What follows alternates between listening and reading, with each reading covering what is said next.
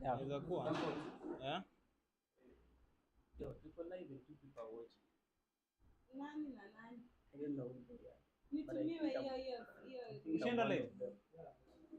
Nitumiwe hiyo link nitume elsewhere kama kwa. Umepata nini? Bado hakuna content. Yeah, we are live.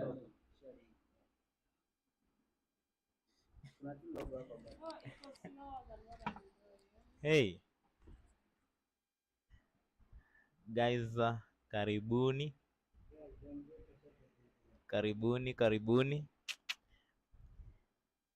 And by the way, today we are talking about Zakayo na taxes.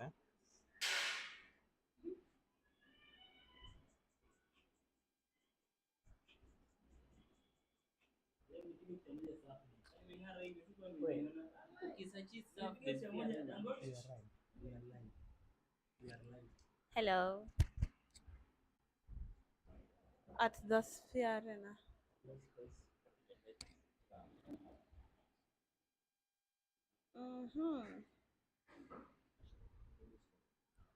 Hello, everybody.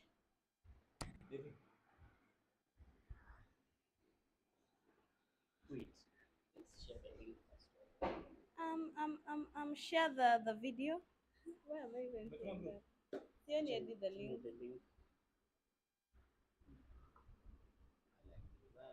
I like that, eh? Nimeinama hivyo kama shetani. Ndani ya studio zetu leo Ukae hapo basi.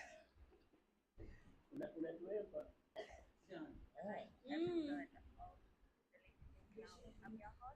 Unashare sasa.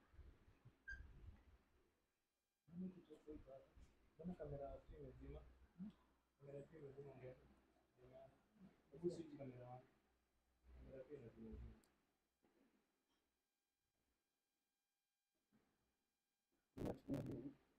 3 views, 40 subscribers.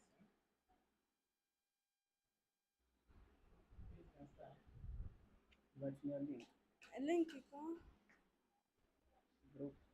Then is that thing live? Yeah. Kuna wengine ina confuse you with it 1480. Ya 1423 ndio inafaa. Mmetuma in all places.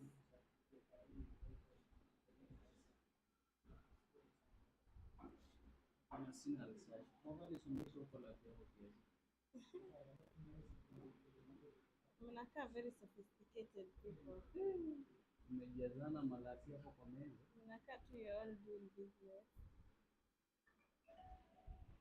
Sasa umejipaka nini hizi vitu hapo?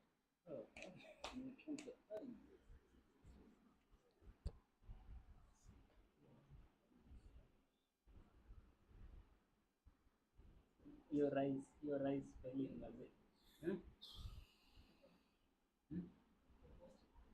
Nifunge hizi post. Kwanza kuanza post.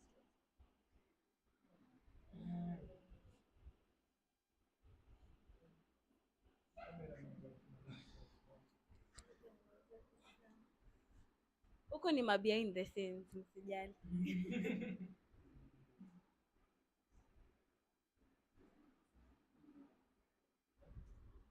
Bana. Leo mmeniweza. Na mimi mtu asinishutie swali moja. Don't. Hey, Please. Wait, baby. yes man. See you like only until kichako hivi kiasi kikiasi tumekoma sasa. See we are talking within each other.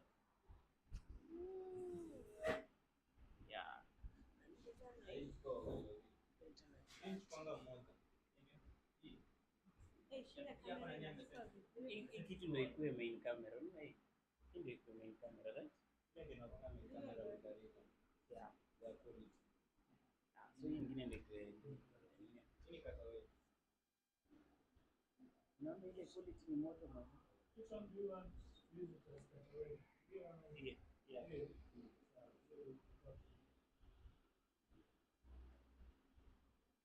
za constant, then hiyo kata Though juu tuko na two cameramen wanaweza tukua kizoom, unaweza tukua like anaweza tukua kizoom ile na like not hiyo, like I don't want to show you at your life.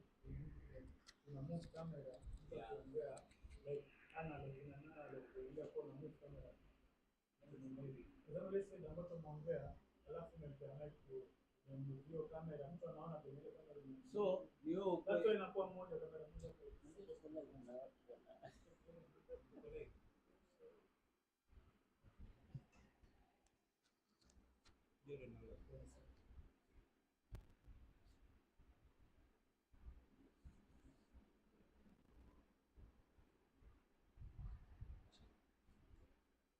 Well, hello. So we should know which camera we are facing. We are not facing any camera. We are facing each other. okay, is not a matter of the first camera. Yaani uangalie lens. Si tunajiongelesha sisi. Hello, everybody. Thank you for tuning in. This is the Gen Z Unfiltered. I'm your host, Ashley. Na leo tunaongelea taxes zenye zimekuwa zikipima kichwa like this past week. So co-hosts wangu wengine, let them introduce themselves and then to answer straight away. So my name is by the way, first of all, Mbogi, receive greetings from the Queen. Queen alisema nogote. Queen Lucy said hi. And second, my name is Mwavali Derek. I'm the host of the King's Lounge. And on the King's Lounge this Monday we'll be talking about online jobs with Joseph Idaguru. Tunataka tuangalie forex inaongeleanga nini, what is in all those kind of trades and which one are legit, which one are not. So kwanza kabisa acha tuongelee Zakayo, then tutajua story nyingine baadaye. So Dan, back to you. Hello. Welcome to the Sphere Arena. As of course you know, this is the Sphere Arena, and literally we are here to solve problems, or at least address problems that are faced by Gen Z. And so that is the purpose of this podcast. It is called the Gen Z Unfiltered podcast. So today, like you've been told, we are talking about, we are relating how the recent events that are taking place in the country are affecting the lives of Gen Z. And that is pretty much the core of this discussion. We believe that in the course of this, we are going to address something that affects you in a way, and we are going to engage. Of course, we have our live comments.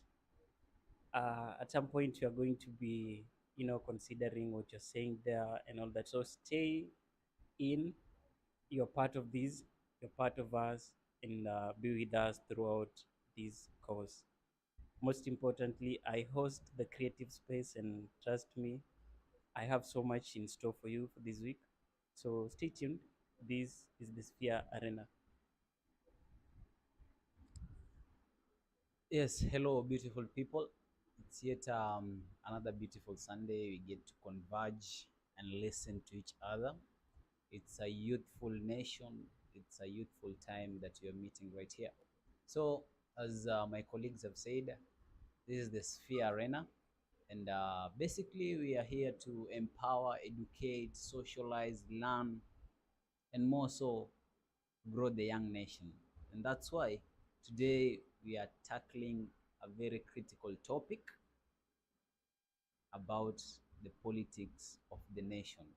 So hii topic inakuhusu hata kama wewe ni mdogo, because at the end of the day politics affect every aspect of life. So kesho tunataka governor, tunataka president.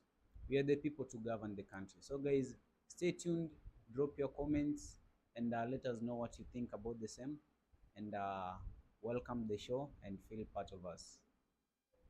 Back to you, Ashley. Back to me. Obviously, tunajua story ya taxes kupanda na what the government is doing.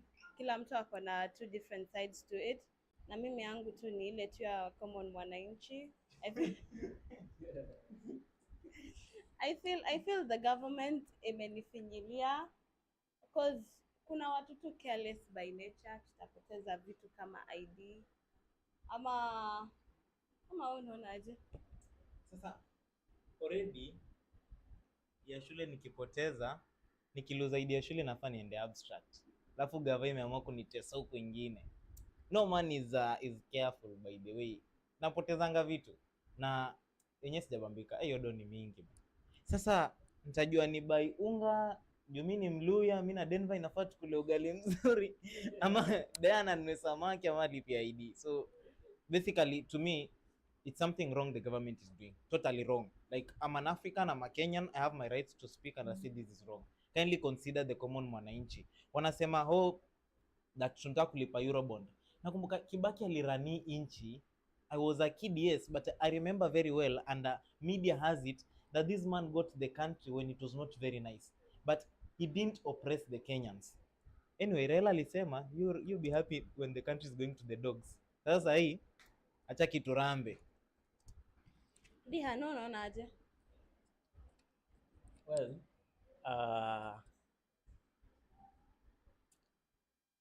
okay, you know, some things happen inevitably, like losing an ID. Wewe kwani umepoteza? Yeah. No, actually I'm a very careful person for that matter. So you are not affected. It's not like I'm not This is affected. affecting the careless people. You know, no, it doesn't affect only the careless people. It affects everyone. Yeah, because mimi naweza mpiga at ngeta. some point you are going to lose your ID, not out of carelessness, just inevitably like that. People lose things, right? Yeah, so I think it should not be a punishment that if you lose your ID, now to acquire it back, you have to pay some fee.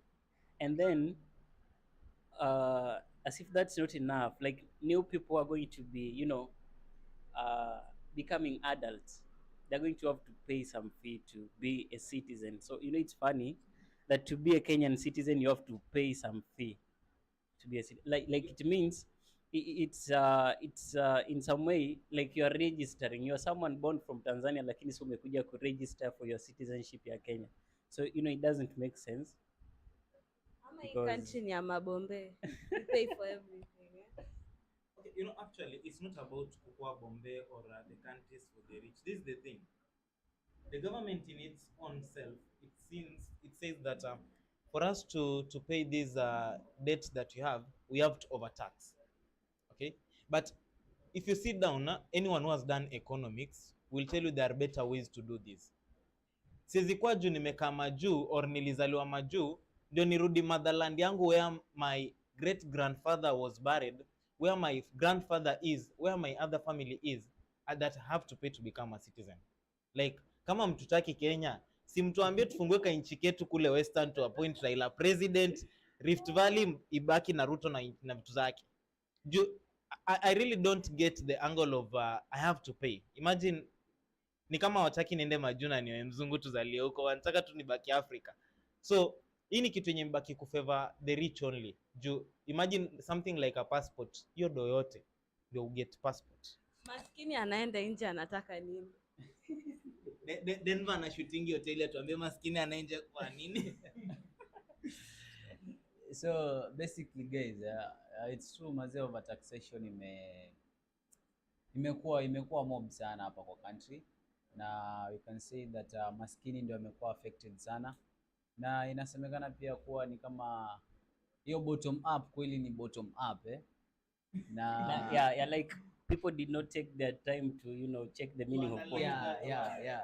So bottom up is really bottom up, but tulirambwa watu walirambwa, but I feel that in any instance whereby unapata government na overtax watu, there are some dire consequences zenye tuna face, not only youth but also the country at large. Unapata kama motivation ya kufanya kazi inakuwa low, watu wanakuwa demoralized, investing pia inakuwa down, unaona. So kama youth, kama Mwavali alikuwa amesema anataka kuanzisha biashara pale ya kuuza mayai na kuku.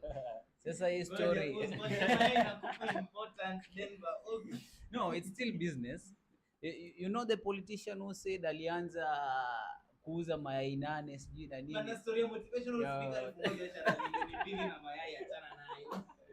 Yeah, so maze, honestly speaking, hii overtaxation imetubit sana kama mayouth. Unapata umepata kama 2k ama 5k hapo kama youth, unataka kuanzisha kabiashara hapo, kukatwa hizo ma taxes, hiyo ma permit, hizo vitu zote unapata hauna venye unaweza jikushon. So Ashley, what do you think kama youth, like how can the government come in, not necessarily to cushion the youth but cushion the whole country, other than tunaona kama say tuna overtaxation now, which ways can we like go around it and maybe tupate hii effect haituguzi sana?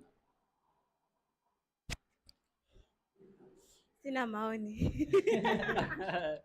But me I think unaona sasa tuanze tu na general taxation. Nakumbuka mkianza atio unatupandisha mafuta, Zakayo this, Zakayo this. Zakayo's first reply was na bado. Yeah. Nasikia aje kunyanyaswa. Shuka Zakayo shuka. Uski. Maskini atazidi kuwa maskini. So like basically me naona like in as much as there's high taxation, from Zakayo's opinion is that he's trying to cover up the mess that was done by the previous government.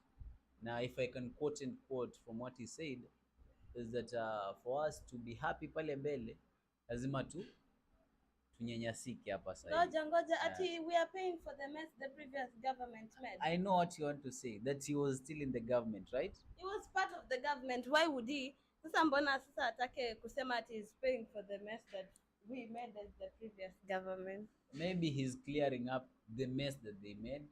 At some point you remember they fell out from the president. So hatujui kama hiyo taxation, hiyo madeni mingi ilikuwa inaombwa na yeye peke yake ama na rais peke yake. So nataka tu niambie kitu moja, how many developments zimefanyika Kenya sasa since he's been on the seat? Currently None. We can't really say none, but not much has been done. What I can say that has been done in much is taxation. So I want to believe that the taxes that are being collected, they'll be used well, they'll be utilized. Unaona? Kuzunguka dunia. Zakayo na miguu. Kwani siku hizi umekuwa musician? I never knew that taxation inaweza fanya host akuwe musician by the way. But basically, number one, Ruto is a flying president. Leo ako Kenya, kesho ako Dubai. Leo anaweza lala Kenya, kesho alale South Africa. He's a flying president. And if you check, Magufuli akiwa president, he didn't even make up to 5 trips outside that country. And still Tanzania, that's why Tanzania right now it overtook us in terms of economy the other day. Na ukiangalia prezo wao apendi kutravel. Okay, juzi King Charles amekuja Kenya. I remember Europeans murdered our people. I remember British clobbered our grandfather. The British like did everything bad to Africans. But still tulimtandikia red carpet. Red carpet giraffe center. Then that was not enough actually. We still paid tunaweka maskari wetu wanamlinda, like our black men are busy protecting someone who murdered our people. Like there's 2 ways to look at this. The king just came for a visit. I have no kinyongo with King Charles. Maybe he has a different way of looking at the country. Nando unaambiwa let power remain within families, Hii akupea maskini. Umeisikia msemo ya maskini akipata matako uliambwata. Yeah. Mnasikia aje hustlers? but I remember that nakumbuka sisi tulisema dynasty mbaya hustler tawala. Wewe ndio ulisema hivyo? Si ni Wakenya walisema. Mi sikusema. Ulipiga kura? Ulipiga kura? Let's start from there. Did you vote? Ana ID. Hapana wewe, at the moment I had no ID. You see, So I was right, huna ID. I have an ID right now. So upoteze No. tuneka uta replace. Ama utabaki ID-less. Nitapiga ngeta. Mi si Dan. Nitawapiga ngeta. Mko wangapi? 1 2 Sisi wote 3. utatupiga Unaweza na ngeta. watu wanne. Nitawapiga in different nini, alafu niwaambie either nizichome ama acha kuangalia muscles wewe. So I think all of this that is going on at the moment, of course, in some way it could be said that, okay, Mr. President, okay, I've held my peace for quite some time now. Who, to, you? you know, yeah. You want to cause chaos? No, I don't want to cause chaos. Okay, I've been, trying to imagine, put myself in the shoes of course, I don't fit those shoes, but I've been trying to, reason with Mr. President Okay. for some time now. And I was thinking after a given Reasoning. point in why are you guys not letting me talk? So, like I was saying, I was thinking, these taxes, because I'm looking at the country. Acha kureason na yeye. Wewe for marriage certificate uko willing to pay 50k? No, Who wants just a marriage wait. certificate? Dan is staying with the girlfriend. They have Just to wait. pay I don't stay with 2,500 every month. I don't stay with. Actually, I don't have a girlfriend, young boy. What's wrong with Unatafuta you? good- Look at this one. I don't have a girlfriend. You have no girlfriends. You have no one. don't. You don't. Like, Wewe mahitaji imekuwa nyingi. No, this one is Derek is specific. Derek is specific about what he's talking about, and I don't have that I'm not kind being of. specific. You are specific. So, I was trying to imagine that easy taxes zikikuwa collected, there will be something that they are aimed to do. But then with the trend that's going, I don't think there's going to be anything like that, because it's been a long time since we had elections, and what has been happening in hikes in taxes, subsidies zilitolewa kwa like the most crucial things. So like we have to cope up with the situation, and I think one thing that I know about our country is that there is no point in time kitu imeipanda bei alafu ikarudi chini tena, like oil ikipanda imepanda tu hivyo. So that like there's no point in time that we are going to expect prices maybe fuel ikuje up to below 150 shillings. We are not going to expect that. It will be maintained there. So it's really affecting, especially the young people who are coming up, because not so many of us are privileged. Mbogi ya TikTok. Yeah, not so many of us are privileged to be coming from the families where your parents take care of most of things. Yeah, most of us come from where like you have to grow up to a given point and then start fending for yourself even before you are there. So I think it's affecting the young people largely, and it's something that requires intervention, an immediate intervention, because in as much as we can say that the people who are in leadership know the situation at the ground, they don't know. They only think, okay, they can be told how was the situation is, but they've never been there, maybe, or maybe they are never there, they are not there, so they don't feel the consequences of those situations. And that is why I say there something should be done as soon as possible, because it's not going well. Hapa nasikia producer anauliza wangapi wako for the taxation. Mimi I like tax, I pay taxes, ataka na file nil returns. Oh. Wait, Sasa are mbona you sure? umesema bana wataleta pia nil return? Ungenyamazia. Mbona ulisema nil return? Oh, shida. Hakuna hadi wakinitax maybe watakuwa wana overdraft. Unaona sasa? So utasema if you know you're filing nil returns, you'll be paying 3,500 for using government resources. What government resources Unatumia zatumia? barabara. Nawapea since No. Mbona na file lakini I don't know, wacha tu niseme I don't like the taxes. Kwanza starting with the university crisis, sijui wao watoto wanilipa ngapi, usikii fee yangu na mtoto wa primary saizi zinaendana. Wewe Kwanza wacha hiyo mse mwenye anafanya course ya nursing campus medicine, this big course ile nyonta kutingiza kijiji, actuarial science, like right now you are paying fees. It's like your dad is working in the money heist movie where they'll go rob a bank somewhere, get you money mpeane. To me, number one is not taxation is not bad. The country needs tax to run, okay, but over taxation is stupidity.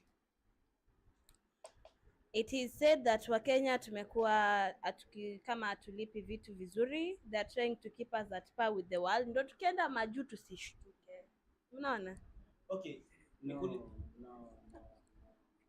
You know, we can't really say like overtaxation is stupidity. We ought to understand what is the motive behind the overtaxation, right? So Ruto amejitetea, amesema Sana. amesema hii tax ni ya kulipa madeni na kumake a better future. So as for me, what I can say is Ruto is 1 year into the office. Actually hajasema what's really this money, ama haja implement what he has said. That's my battle with him. Kama angekuwa na overtax and the economy inaendelea kuwa sawa, then that's okay. But now if you're not seeing any productive thing that this money is being used on, then that's where my battle comes in. And if it's true that hii overtaxation anaifanya ndio aweze kufanya labda maisha ya kesho ikuwe bora, then it's a big win for us as youth. Do you agree? It's a big win if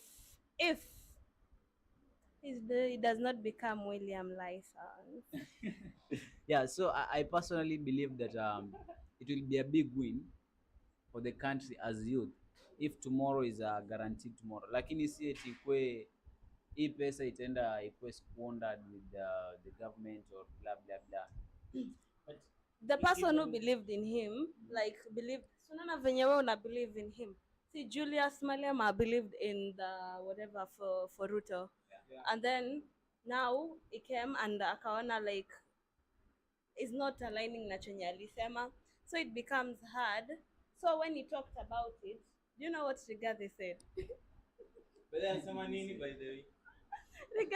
Rigathi spoke in Swahili. You know, he couldn't understand Zulu. So Rigathi talked in Swahili. Akasema, wageni wakikuja Kenya, wakuje, waende Masai Mara, waone wanyama, wakimaliza warudi kwao. Wakuje Kilifi wapige waswim kwa beach around here. Yeah. They do their stuff in Waleta, wachane na stories za Kenya. By the way, he related with something in South Africa about electricity, there's something about electricity in South Africa that like is happening, but wao wenyewe hawafuatilii. So yeah, so I think I don't know if that's how we should reason as a country.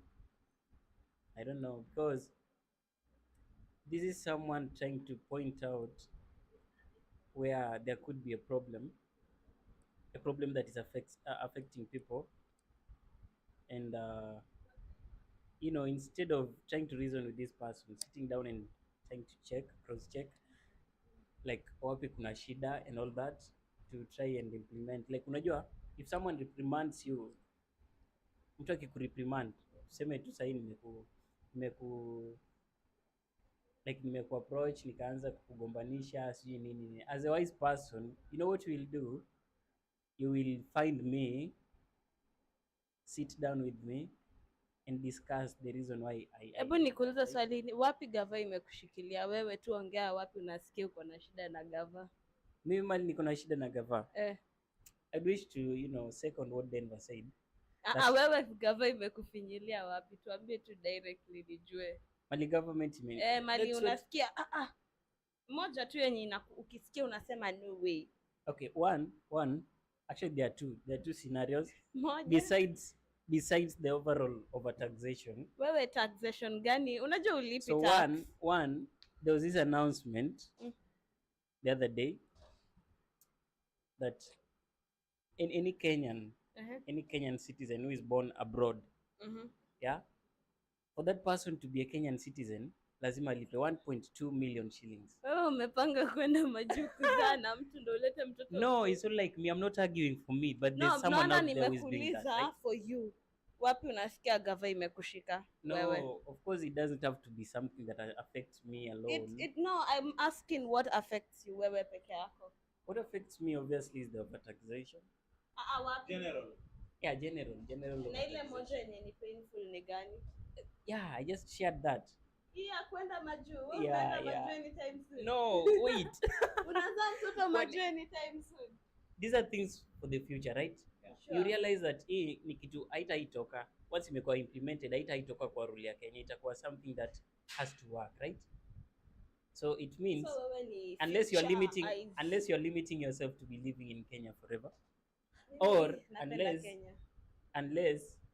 you're trying to say that there are no people out there who are born outside of Kenya who are Kenyans. Wako, but the thing is, kwanza nilikuwa nataka kuona hadi individual mali tumeumia kama individuals, ndio sasa tuangalie shida za watu wa huko nje, kitu kama hiyo. So I would say as an individual naumia with the general overtaxation. Yeah. General No, let me just explain myself to you so that you get it. Okay. Unajua taxation imepinch kila msee, right? Yeah. And like okay, as a country ingekuwa tumekaa chini tumeelewana that okay, let's pinch ourselves for this duration of time, and in that tulipe hizi debts zetu to try and boost there and then after that we'll have a smooth life, yeah. Ingekuwa something like that, you'd understand. As a country we say acha tu tujikaze like tupite this duration of time, but then I don't think that's the situation, because there's been time elections were carried out last year, right? Sure. Yeah, actually it's been a year, right? Since we had elections. It's been a year, and you realize that during this whole year tax imekuwa ikikuwa collected. I saw somewhere that the Eurobond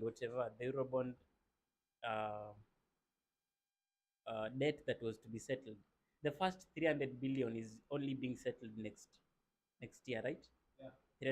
300 billion ya kulipa Eurobond. So do you want to tell me that in this duration of time the government haijai collect an amount that can sum up to 300 billion shillings ya kulipa Eurobond? Usikia hadi at this point siwezi jua what our budget inasema, lakini mimi mali nimefinywa tu ni kwa mafuta, kwa sababu sahii nyanya moja ni 10 bob. Ulikuwa unataka iko pesa ngapi? You know, number one is that paying of debts that the country took when you are in office. You know, Uhuru once asked us a question. You are in that office, you couldn't solve that problem. How will you solve that problem when you are elevated to the higher office?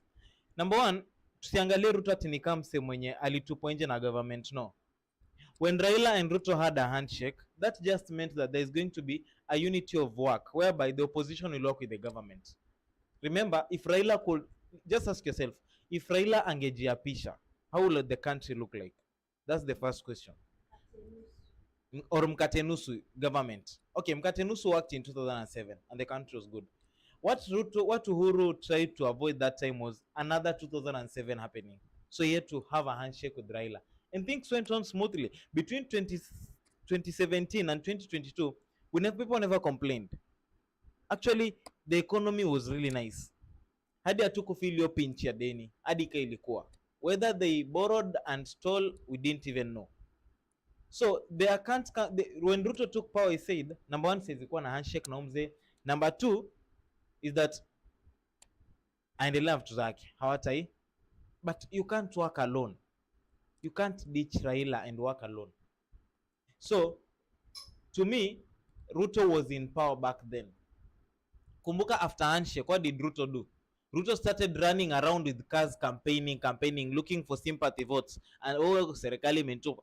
Where did you hear Uhuru say that you are no longer the vice president of the country? Until this man is in office but does not respect his higher person. He's busy campaigning, saying, oh, this has happened. This was just a chance whereby these three people could sit down, the leader of opposition and the former government, and agree. And Ruto could have sat down in that table with them and given out his ideas. Did he give out his ideas zikakataliwa? No, he didn't. Hatuko behind the scenes, hatujui what happened behind the desk. So we're saying what was brought to the limelight. This guy, after handshake, he ran away, started campaigning. So this guy could not solve a crisis when he was in office as the deputy president. It's not like I'm doubting our president, but now the question is what is happening to the normal mwananchi? Is it fair?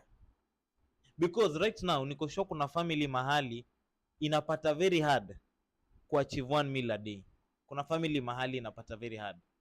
Kuna ma students mahali kwa Kenyan campuses, among the 64 65 Kenyan campuses wanalala njaa juu mzazi ameshindwa kuraise funds.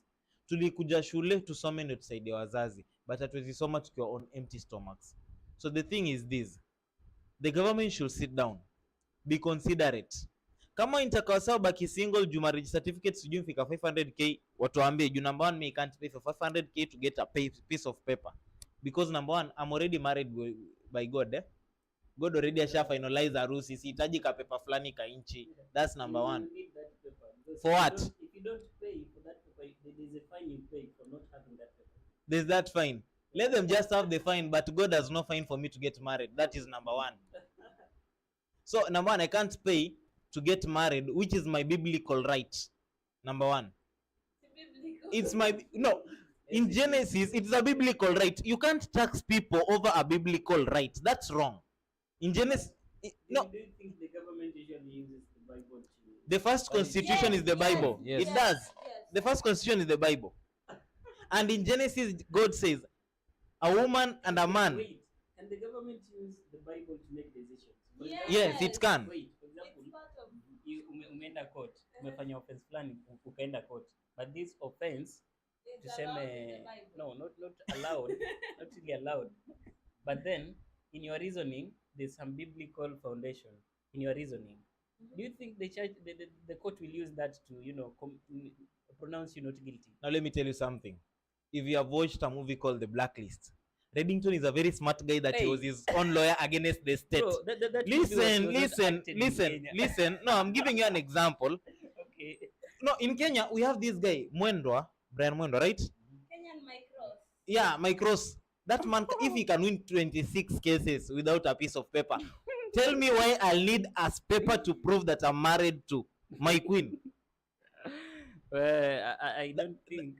No, number two, uangalia, Mhm. unalipia marriage paper, usipolipia unalipia fine ya kukuwa married, which is number one, your biblical right. Okay? So number one, they are offending God. Because you won't be able to reproduce and fill the world as God told us to, because I have to pay. Wewe unachoma, watajua watu ni single mothers. So, I'm a single father. So, guys, you all come to an agreement that excessive taxation has numerous negative effects, yes? Yeah. Not only to the country, but also to the youth and the entire population, yes? So, you get to see kama, especially economic growth. Unapata kama major investors, especially foreign investors, they'll literally walk out, yes? Like it has already happened. You unapata major farms, major factories, major investors, they walk out to the neighboring countries where taxes ziko low. Na hii inatuchapa sana kama mayouth. Hiyo ni job opportunity imeenda, hiyo ni foreign exchange imeenda. So I don't know if you guys on a personal level may feel tax vile ime I know that our parents sana sana ndo wameifeel, but I don't know if you guys can share some experiences maybe penye unaona umefinyika sana. Mimi nimefinywa. first of all, let me just clear something. You know, there's this thing I've been, you know, there's this rhetoric, I would call it that I've been hearing since last elections. Yeah, Derek tried to expound on it a bit. So there's this rhetoric about, oh, the last government ilikuwa na sijui manini, a lot of issues about the last government, eti oh, the handshake, it's called the handshake government, eti mara iliharibu pesa sijui manini hapo na pale and all that. I don't really think there was something called handshake government in the last government. Oh, you last government. Last government. I don't think there was something called handshake government. Okay, there was a PBI. No. What would we have called handshake government? Collaboration. A collaboration, right? Yeah, A collaboration for the collaborating. government, right? Yes. What would that collaboration mean? One, both parties would be sharing cabinet Views. secretaries, right? So that opposition ikikuwa na tuseme quota, the government inakuwa na quota. Did you see anyone from the opposition akiwa cabinet secretary? No, look, this president of ours. Number one is that he has been trying to pay back loyalty. For instance, if right now I'm to vie for a president seat and I win, who will be the first people I'll consider? The people who held my hand to the top, which is not bad. But at the end of it all, kimemramba.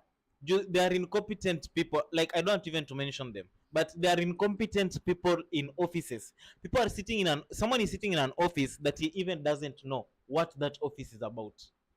Msee anakuja matanga mahali anapiga kelele over something that as a leader you shouldn't even do that. Like, that's not how a leader carries out himself. Number two, kiangalia your time, I think he was not comfortable working with back then we had NASA because ni wale wasenye wanasemanga ka ulikuwa against me, you are against me, there is no time, there is nothing like shifting, you see. So if right now, if your time ya handshake huyu jamaa kutaka kukaa kwa government juu alijua NASA anakuja kwa government, na sahi akika azimio kwa government, you imagine a combination of Honorable Mbeyu, Babu Owino, Ledama, alafu unaongeza unaongeza makrutu wengine wenye wanapewa UCS kutoka huku nje. He knows the government will be chaotic. That's what he's avoiding actually. So I think this was just a rhetoric, to help find a base, actually to find where to put blames of not having developed the country for that given period of time, because there was no handshake. Okay, handshake happened, yeah, handshake ilifanyika, and the results of the handshake is that the opposition ilisikizana na government, right? Yeah. So like it's like yeye mwenyewe alicreate opposition ingine at that time, but then if there was anything, I don't think if the opposition and the government shared. Actually, remember that time The running there is a of the point he government. said, welcome to Kenya. After election, there is a point the president said, welcome to the country where the leader of opposition became the vice president and was expected to become the president. Then the vice president became the leader of opposition, who was expected to be fully a leader of opposition, but later became a president. Yeah, so it was just a rhetoric to find where to put blames, which I don't think, okay, by the way, it makes sense to most people, and that's what annoys me. I hate people who are manipulative, that they use something which is false and then they manipulate it to make it look as if it's true. I really hate that. I think people should stick to the truth, however much it looks ugly. So it doesn't feel good that we had to go through that, and we are told that sijui handshake government ilifanya nini, so we have to pay for their. Okay, what I'll say is this, according to what Denver asked, where I'm feeling the pinch so far is number one, we are losing investors. That's the first thing. We are having so many graduates. Na bado pwani tuna release wengine this month. So we are feeling the atmosphere with people who won't have work. We won't say everyone will be creative to start his own business. Not everyone was blessed with a business hand.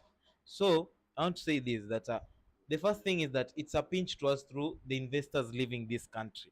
So nikitoka shule msee mgani hata ni employee. So when they leave, number two, our economy is going down. You see, when the economy is going down, we won't have people who will do what? Who will, like, economy itagrow aje na tuna investors. That's the first thing. The second thing, these guys are oppressing a biblical rule for people and trying to make people pay taxes, which is something that is really wrong. Actually to me hadi marriage certificate inafaa ipeanwe free, inafaa tuwapeo kitu watu free, or kama ni kuwacharge 1,000 hadi ni pesa kidogo, ni pesa enough ya kucharge wase. So what I want to say is that the government should stop taxing people who are getting married or people are staying together, because you may not have money to make a wedding to get the marriage certificate, but you have to get your own kids. So msee akiishi na bibi yake na hajapata marriage certificate, mbona umcharge 2,500 monthly? That is another thing. Then lastly, they should consider there are families who getting even a meal a day it was really tough when the economy was good. So right now the economy is really tough. Should these guys die? If they shouldn't die, then achana nayo. So the government should sit down, they think of ways of making money by not oppressing Kenyans. They should go sit down with people who worked with Moi Kibaki, copy notes from there, then come back and lead this country. That's all I have to say. So now that we are facing these quite hard economical times, maybe we can talk about strategies, yes? Strategies of how we can protect ourselves as youth from this tax menace. So maybe Dihan, if you can probably give us one strategy venye tunaweza jikinga from this overtaxation now that it's something that is happening, it will happen, and we don't have control over it. So what can you say about it? So I think um, what is going to help the youth from overtaxation is to, take long-term capital gains. Long-term capital gains. So this means that as young people, we are going to find our own ways of investing in different things that we do. So I think one of the things that young people need to invest on so much, because first we cannot even be sure that we are going to get jobs after graduation, right? That's one thing that we now know, that it's not possible to get jobs after graduation, and definitely most of us are in for a very rude show after graduation. So we should invest on our talents as young people. Yeah, that's one thing that I would wish to, tell people out there, that we are unique with our talents. And I think so far that's the only thing that is going to help us. Someone is talented in acting. Yeah. Someone else is talented in music. I know our industry or our country has not developed our entertainment industry to be, enough to cover all these, but we can grow our entertainment industry. Now it's not like in the past when we had to go through hell to get our content out there. We have social media, and we have easier ways we can get content into social media, and like that we are going to self-employ ourselves. So I think I would wish to encourage young people to invest in their talents, do them in their best ways possible, and in the long run, these all are going to pay. Yeah, that's what I can say. Yeah, so thank you so much. I think just to brush over what you've said is that we should know where we should put our investments in. Come on, my youth, let us think about long-term investment. What are we putting on the table for our future? Tusifikirie kitu yenye tunaweza fanya sahii na tupate pesa kesho na tukule iishe. So Ashley, maybe you can give us one more strategy. Tuanze tu biz ama tuingie wash ama utafute mbaba ama uanze kuuza drugs. But what we do now, what I'll say ni you need to like utafute like a small, unajua ukisema start a business it just doesn't happen overnight. So many people want to do businesses but they can't do it. So um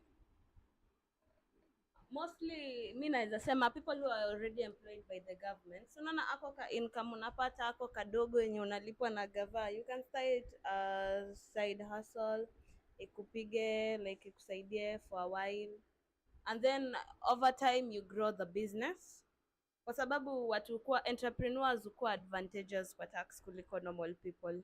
So yangu tu ni hiyo, na plan A ikikosekana, plan B ni masomo, plan C, plan D, plan E. Plan E ni gani? Plan E kufa. Oshosh. Kufa. Oshosh iko plan. Plan 3 ikosa wash. Illuminati iko plan. Illuminati siku hizi hawana do. Ndio zimeenda wapi? Wamemwaga. Na walikuwa nazo? Walikuwa nazo, sasa hawana. Umesikia watu wangapi sasa wako Illuminati? Very few. So yes, so I think it's also in order for a young person to start up a business. Ajua watu wanangojea sijui mpaka waajiriwe sijui nini, hakuna ajira. So as a young man out there, as a young woman, it is the time, it's now or never. So start up a small business. Ajua hizi business ndogo ndogo ndio zitakucushion. Seme you are pursuing Bachelor of Arts in Education. After 4 years unapata job, si ndio? Hiyo job lazima inakatwa tax, unaona? Hiyo huwezi kimbia. But wewe niambie ulikuwa umeanzisha kabiashara pale nyumbani, kabiashara kadogo ama hata online business, that's a way you can actually escape taxation na utatumia hiyo pesa kwa matumizi yako madogo madogo. So kuwa mjanja mazee. Warudishe Shujaz, tunataka kupanda sukuma kwa gunia. Yeah. I think you guys must have watched Shujaz, But ilikuanga fun back then. I used to have their copies kutoka, actually I started reading Shujaz ikiwa 10. So niliread until around, was it 50 something? Wewe mama alinigonga juu ya Shujaz hadi usinikumbusha chano story. Yeah, so big up maze to all those who used to create Shujaz maze. We want more of that. DJ Boye. Alikuwa anaitwa DJ Boye. DJ B, yeah. DJ B, yeah. So those are some stuff. Ile demo alikuwa anaitwa aje? Mariaki. Nyinyi old age, msijite Gen Z tena. Yeah, so guys, Derek, maybe what can you say concerning the same kama mayouth wanaweza fanya kwanza stories za taxation? Yeah. Kwanza nimeulizwa kama niko na daya ku apply passport. Manze bro, niko na passport manze, naweza fly anytime I want. Ngoja. Hiyo passport yako ni iko na how many pages? Is it 36? Achana mimi, but najua niko na passport ya East Africa, ya dunia wamenifunga, sitaenda abroad. But actually kuna ule jamaa wangu alikuwa ananiambia nimjenge, achana story. Basically right now ayo ni story ya maboys. So what do you think? Invest in your talent. Invest in your talent, yes. Unaona? Like basically number 1, there are so many graduates. Number 2, investors wanatoroka. So kusema unasaka job sahi bro, utakuwa on the wrong end. Unaona? Just invest in your talent. People will fund your vision and your dream if only it's well structured, you see. Yeah, starting is hard. Tunatakanga quick get scheme money. Take time, learn forex, make some money, join Pal City Kenya. Lakini manze usidhani forex ni kitu rahisi. We guys, hiyo kitu inahitaji a lot. So you can also just join forex, take your time, study it. Pal City, write blogs, make money. There's so many ways, around 10 online businesses you can do. Kuna online business flani, invest in your skin, go live on TikTok, smile to smile ya foreigners. You want people to feel like Yeah, just smile, speak sense. Some people just ski watu siku hizi they are too idle and they have money and they want to spend it somewhere. So like those gifters, you know. I have money. I want to spend it anywhere. you also want to spend money somewhere. Yeah. Okay. Kuja uni gift. I was nitapeleka Diani for a treat. You can give Ashley. You can give Ashley for I'll take her to Diani for a check. Invest in your skin, in your talks, in your language. After boyfriend or girlfriend. Girlfriends and boyfriends are overrated. Don't look for them. We don't have money. Usijali, uni single soul anaongea. Yeah, so guys, it's important that mmeongelea story ya investment, and it's quite important to understand that early investment is the key to a successful future. Why early? Because you when you invest earlier, you get to meet more risks at an early age. Yeah. You get to Learn survey the more. market. Yes, you learn more, and actually you learn by doing. Ni kama tuseme you have 10k, unataka kuinvest kwa labda kuuza smoky mayai, alafu hiyo investment iende vibaya. It is okay because you're still young. You still have the energy, you still have the muscles, and you still have the opportunity to restart. When niambie umeinvest 1M na uko at 40 years, actually mita moja umeweka kwa biashara. Nikipata mita moja, usikii mita moja sasa si pesa. Sasa si pesa, alafu weke kwa biashara iende. When you are at 40, what will happen? Me I'd advise people, badala kama ujui biashara, invest in shares. Unaona? Yeah. Now make sure umesoma the shares na ukaangalia trends kwa stock market vizuri, na ukiinvest ikuwe poa. Na siku hizi watu hadi hawatekwi nyara. By the way, nitafungua business. I'll be kidnapping rich people and asking for ransom. Are you trying to call Like the Jane. OCS to this area to come and apprehend you? Apprehend me I for won't what? save you, my friend. Anyway, that was just story ya Jabo. Sijaribu hiyo Kenya. Hiyo ni movie niliwatch. I was jabbering. Nilikuwa story za Jaba sahi. Sasa wewe ndio kidnap. Uta kidnap utashikwa Mr. Shiko. Yeah, so I think at an early age is the time you can invest fully, and you have Mkisema hiyo aliyejadi mmeongelea 10k. Mimi hadi sijui mali watu mnashikia hii 10k. Mnatoa. Una kakitu.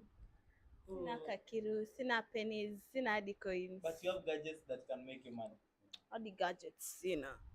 Akona vitu Unatoa zinaweza wapi Denver. 10K? yeah? See, she has assets she can use to make money. Yes. Sina asset. You don't have You assets. don't have assets. Oh, don't go deep into that. Yeah. Don't go deep. Conversation for another day. Yeah. Mimi Yeah. nataka tu mniambie mnatoa wapi 10k ya kuanzisha business ya smoky. 10k. Tutakwambia in our next episode. Before we start the show, the first word. Hadi audience wanataka kujua hii 10k mnatoa wapi. Audience Sina mazee. kitu. Ona manze, topic for another day. Mimi nitawaambia wanapiga watu wash na wanapiga watu ngeta. Period. Bro, So to the You audience, just heard us, telling people to invest in their talent, right? And to, Wewe, wait, do you have a talent? sina talent, nyota Mungu ana point. Yangu maybe tuko ijaanza kwa Ezekiel kushine. pale mavueni okay, kidogo. okay, do this. Hauna talent, right?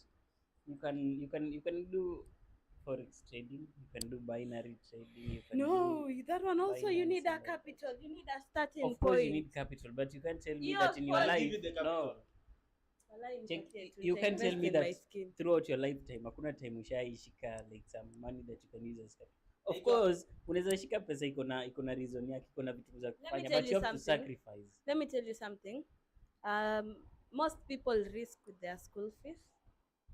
Others risk with help. Others risk with, pesa ya mbaba. Do you think it's So, worth it? Wait, do you maybe think it's it's worth worth- risking with your school fee? For I example? cannot, that is not my money, so I can't risk it. Okay, look. Basically, I can say I'm a trader. Don't take a loan to trade, number one. Number two, don't take your fees to trade. Number three, sit down, study forex. Hadi mimi sijaiva. Manze bado nasoma, nile tunajaribu. So, the thing about trading is a very long topic. That kama unataka kuinvest ndani, better invest your own cash. Better invest your money. Your lazy cash. Yeah, Do no, we- is not there- lazy. Like, Is there a point in time? Disposable. yeah, that's a disposable money. Do you think a young But person just know can this. get a Look, let me disposable tell you amount of something, money? Dan, that you need to know. you won't lose on forex daily, not unless you're going there to gamble. When you're entering a forex trading market, enter it with a business mindset, number one. Number two, enter forex marketing. No, this is not a quick rich get scheme platform. Pale wasa wameinvest millions and millions. Number three, jua you won't start trading this month and expect to make 10,000 this month. Utamaking profit ya 2k 3k. So achana na quick rich get scheme thing, ingia ile kitu na mindset ya kufanya biashara. If you don't have a business mindset, achana na forex. Email yangu ni atchamin9@gmail.com. Kujeni, ninataka a group of ITQ'd people, nataka tuibe pesa. Unajua kuiba so Juzi tumetoa dem ndani, sasa anajiona pro. Msionge. So guys, we all agree that the bottom line is we all have to, unajua shida ya mayouth ni moja. Youth want to save money. Ukipata tu pesa, But you can't save your way to richness. you can't. Yeah. So unapata like inflation inakula hiyo savings yako nini. So you can't save your way to retirement, We're right? saving dollars. You can't. The thing is, the thing ya dollar inakwanga, make money in dollars, spend in Kenyan shillings. Damn, hadi hizo connections za dollars sina. Because let's say with the $227, that's 34,000 Kenyan money, and I think I'm done. So guys, it's been a lively session. So I think just so that we are clear, we are going to highlight like what we've been talking about here in clear form so that it's clear to everyone out there, and to ensure that at the end of this we did make an impact, right? Because that is why we are here. We are trying to make an impact. So let us start by actually try and highlight like the main points, the main lessons, or anything that someone can get out of this conversation that we just Main had. points muhimu. Main points ni tusijali tumefinyiliwa, kuna way out. Way out moja ni invest in your talent, as Denver said. Invest in small business, as I have said. Yes, vitu kama hizo, but also mkumbuke kufinyiliwa tutafinyiliwa. No need to get mad, no need to get worried. Sina maoni other than that, nimefinyiliwa, bei ya mafuta ishuke, nataka nyanya ya 5 bob. I'll say this just to end is that the government will always be there. The government is the government is the citizen, and the president, the deputy president, and the people in power are just tools to guide us. So it's high time the government sat down and had a conversation with the mwananchi, listen to mwananchi amsikize serikali, na tuta agree on one thing. If only the government comes out clear with why they are doing overtaxation, maybe mwananchi ataelewa na atawasupport. But wakiendelea kufanya shadowy business, hatuko hapa hivi kusaidia Olois Sudori kupiga all jack of trades. That's the first thing. The second thing that as a young person, invest in your talent, invest in your time. Ujana ni moshi, si ati tupige sherehe. Ujana ni moshi, tujijenge. You want save your way to wealth, invest in your talent. Mse mmoja atakuinvest ya do. There is money actually. Utaagree na mimi kuna do. There is money, yes. Kapen tumekaa, kamera natumia ni hiyo ni 300k, 300 hiyo ni 600k, 1 2 3 plus hizi machine mbili. Tumekaa literally kuna 2 million. Tumekaa literally kuna 2 million. Ni 2 million actually. So basically where we are right now, there is some 2 million zenye wasa wameinvest hapa, unaona. So if this money is there, meaning kuna msetu mwenye ako na do mali anangoja kuona Denver ako consistent na tunafanya ni mjenge do yangu ni invest ndani yake. So let's invest in ourselves. Someone will invest in us.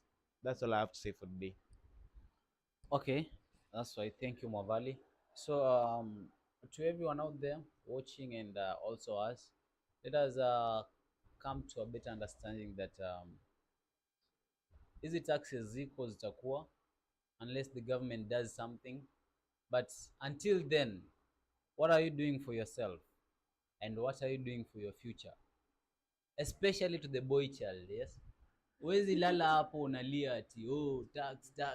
Na bado uko na baby girl bado uko na unamdanganya. baby girl, bado mamako ako nyumbani, utakuwa na watoto, no one will save Bro, you, unataka kuzaa? you'll save yourself. So we are not underestimating what the taxes are doing. Unajua zinajenga barabara nini nini. So what I can say to the government is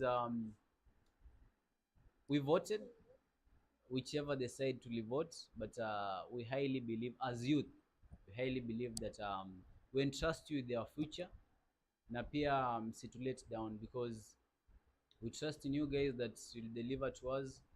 And Ruto anasema it's still new in the government, but I believe that all the money that ana collect, it will amount to something beautiful and a beautiful nation. Thank you so much, Ashley. Mimi, I have a dream. My dream is to speak to the government and not the government to speak to me. Kila mtu tufike huko. It has been amazing. Nani mwingine ako na last remarks? First Max ni Dehan na Denver. Ah, Denver kuna mtoto. Dehan tafadhali usioe. Okay, I'm not planning to do that. So Hautaki bibi? yeah. So I don't want to sound like a motivational speaker, guys. To They are, motivate? yeah, they are another pile of manipulative people. Like they get you to believe what they want you to believe with all means possible. Hata kama watatumia uongo, bora tu umebelieve kitu wanataka. So I don't want to sound like a motivational speaker. Hiyo ni get rich But quick scheme. but then I think throughout all this we've been talking about how the increased taxes are affecting the Gen Zs, and it's not just Gen Zs, but it's about humanity at large. So we are talking about Kenya right now, and of course we know that there are global reasons why things are happening the way they are happening, but then it's a bit more exaggerated in Kenya. Yeah, other countries go through the same, but then I think they're living within their means and they're doing better. So it's a problem that the government is not listening to. I would not say that the government is listening to this, because I'm very sure somewhere it's not just out yet, but somewhere there is corruption going on right now, and the hard earned taxes that the citizens are paying are being embezzled somewhere right now. You will realize in the future that itakuja kutoka. Yeah, that during this time you are going through this hardship, but then the taxes zilikuwa zinakuwa zinatumika vibaya. So I think that leaves us with one thing, that it's up to you to, try, because we've tried maandamano, right? Yeah, and we've realized that Did you personally try? He Uh, slept huko vibandani anasema I alijaribu would maandamano. so we've tried maandamano, and we've realized that it's a language that has grown, old, and it's no longer listened to. So far it's just expressing our, heartfelt emotions through social media, of which the president or the government can choose to listen to us and respond or not. Yeah. So I think this narrows down to the fact that it's our own efforts that we make towards, self success, that will get us there. So literally, do your best, do what you do best, and it's going to get you there. So I believe there is no one else with anything to say. So I beg to close this. It's been an amazing session, guys, and thank you for being around. Thank you for watching. Kindly subscribe to our channel. This is the Gen Z Unfiltered podcast, and we are the Sphere Arena. So, guys, subscribe to our channel. We are bringing more lively conversations, and thank you for being around. Like, share our videos. Till next time that we get to meet again, this has been the Gen Z Unfiltered podcast, and we are talking about Zakayo na taxes. Bye, guys, for now. Thank you.